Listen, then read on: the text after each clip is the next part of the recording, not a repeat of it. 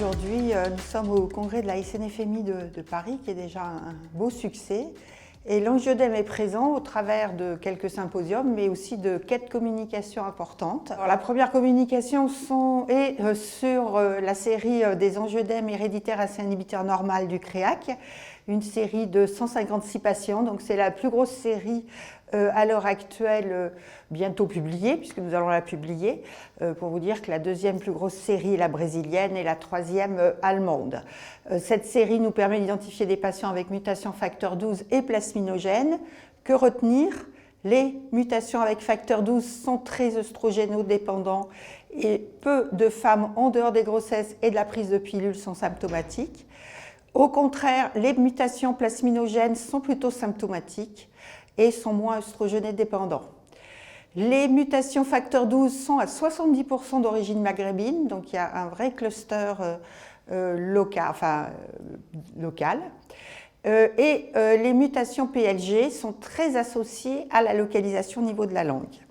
Au niveau thérapeutique, les traitements des crises habituels, icatibant, concentrés de C inhibiteurs sont très efficaces, autant sur le facteur 12 que le PLG.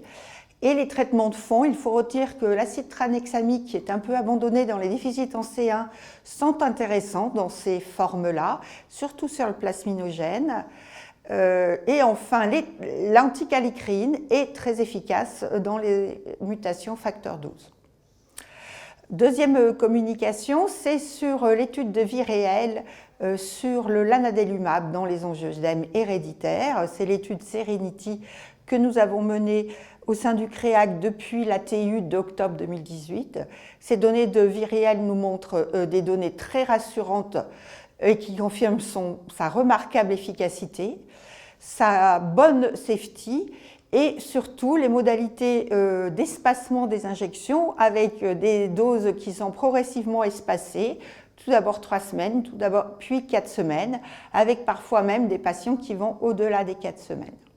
Troisième communication, les deux dernières sont ciblées sur les angioedèmes par déficit acquis en C inhibiteur, et ça c'est l'équipe de Delphine Gobert de Paris qui est très spécialisée dans ces formes-là. Cela montre entre autres une série intéressante d'angioedèmes acquis que l'on va dire idiopathiques, c'est-à-dire isolés, sans hémopathie associée, sans dysglobulinémie associée. Ce qui est intéressant de savoir, c'est que ces angioedèmes ont des anticorps, mais qu'ils répondent très peu au rituximab.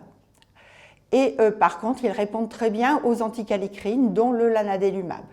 Donc vraiment, pour les angioedèmes acquis, ne pas hésiter à utiliser les formes acquises. Voilà à peu près un tour de l'actualité de l'angioedème au cours du congrès de la SNFMI de Paris.